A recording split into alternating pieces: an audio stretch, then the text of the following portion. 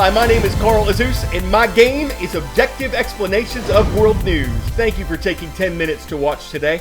For the first time since America's troubled withdrawal from Afghanistan, top U.S. military officials testified before Congress on Tuesday.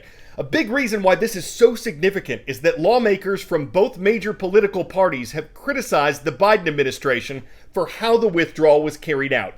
In April, U.S. President Joe Biden ordered America's military to leave Afghanistan, where U.S. troops had served since 2001. It was America's longest-running war.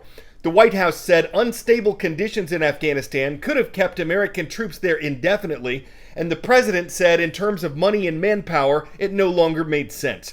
His original deadline to complete the withdrawal was September 11th. That was moved up to August 31st. But as that date approached, Afghanistan's government and military collapsed, and the nation's former rulers, the Taliban, took control of the country in a matter of weeks. On Tuesday, the leader of U.S. Central Command said he'd been afraid something like that would happen, so he advised President Biden against pulling all U.S. forces out. He joined other military leaders in recommending that 2,500 American troops stay in Afghanistan. But in an interview with ABC News in August, President Biden said he couldn't recall anyone saying that. Yesterday afternoon, the White House said leaving troops in Afghanistan past August 31st would have escalated a conflict with the Taliban. U.S. lawmakers have criticized the Biden administration for completing the withdrawal while American citizens were still in Afghanistan, and for not saying for sure how many Americans are there. U.S. Defense Secretary Lloyd Austin said efforts are still going on to evacuate Americans, though he said that was now the job of the State Department, not the military. Secretary Austin was also asked about long-range missions. On August 29th, the U.S. carried out a drone strike that was intended to kill a terrorist, but instead killed 10 Afghan civilians. The military called that a horrible mistake. And the defense secretary said Tuesday that it's difficult but still possible to carry out successful long-range missions without U.S. troops on the ground. The Taliban, meanwhile, say the U.S. breaks international law when it flies drones into Afghan airspace. That group's swift takeover in the face of the failure of Afghan's army took military officials by surprise, according to Secretary Austin.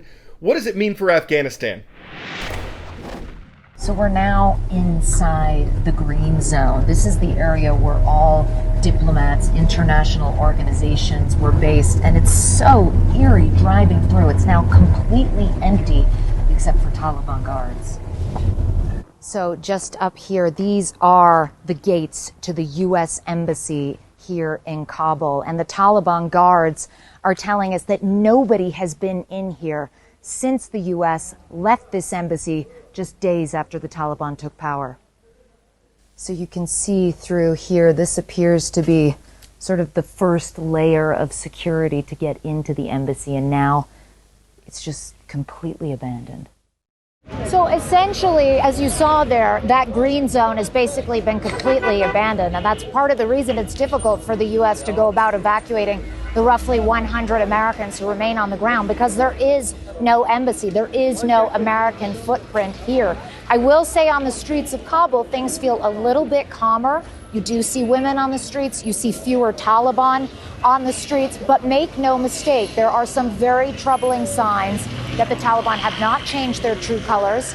Women are not part of the transitional government here. Women are not allowed to go to school, girls after 6th grade, and so on and so forth. So even though the traffic might be flowing in Kabul, and I might be wearing a slightly looser headscarf, there is still a very high level of fear here on the ground that things are going to take an ominous turn. 10-second trivia. What is the longest mountain chain in the world? Himalayas, Alps, Andes, or Rockies? Stretching 5,500 miles down South America, the Andes mountain chain is the world's longest.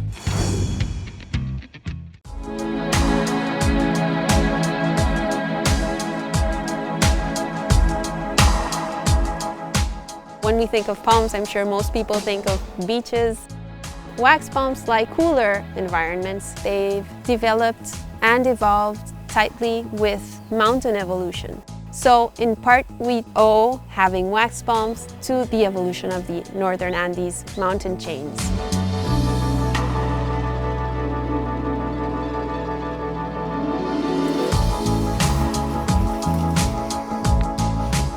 Many different landowners are protecting palms in the different areas where they grow, but for the general public, for just anyone, being able to experience a cloud forest, these enormous wax palms that completely alter the slope silhouette, is a fascinating view.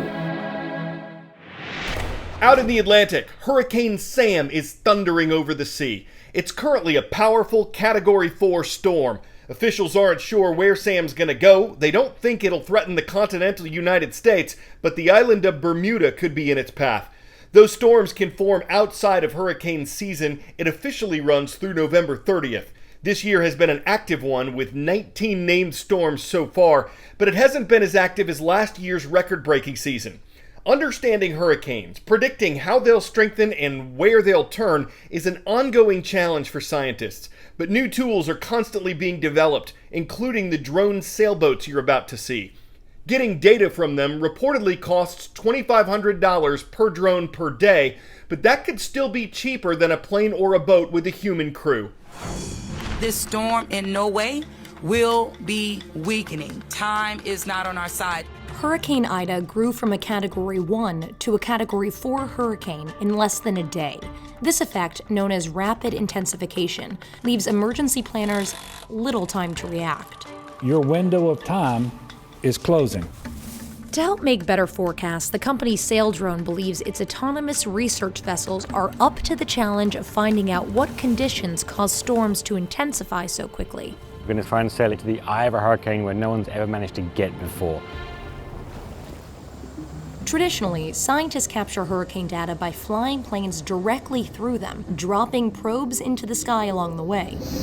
But in order to completely understand a storm, scientists say more data needs to be collected from the surface of the ocean. What drives a hurricane's strength is a transfer of heat and moisture from the ocean to the atmosphere. We don't quite understand the dynamics of how that works. In order to find out, Saildrone deployed 5 ships into the Atlantic Ocean and Caribbean, areas where lots of hurricanes develop and are likely to hit land. They're powered by the sun and wind, can stay out at sea for months at a time, and are built to take a beating. It's really designed to get hit by a wave, tumbled, submerged, and come back up and carry on sailing. And I see a camera up top.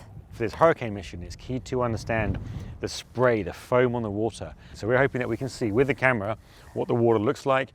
The drone's sensors and cameras can send data and images in real time back to Saildrone's headquarters. These are measurements of wind, temperature, humidity, right at that interface level that may help the modelers understand the fundamentals of hurricanes better. That's never been done before.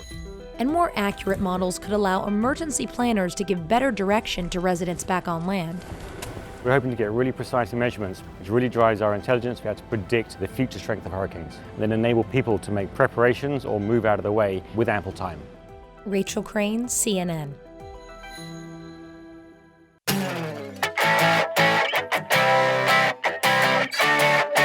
With winter on the way, most red squirrels are hiding the walnuts they collect in pits around their neighborhood.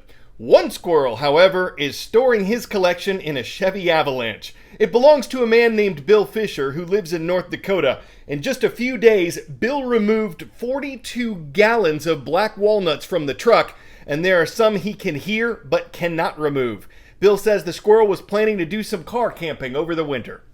Guess there are worse places to squirrel something away. But if the AM general idea, as the Sierra turns colder, is to have a Land Cruiser where you can take home an acorn or F-150 of them, why not pick up a Power Wagon so you can Chevrolet up a few tokens of your harvester so you can store them by the truckload? These ponds are nuts, y'all, and we're going nuts for Everett Area High School. Shout out to our viewers watching from Everett, Pennsylvania. They subscribed and left a comment on our YouTube channel, and you should too. I'm Coral Azus for CNN.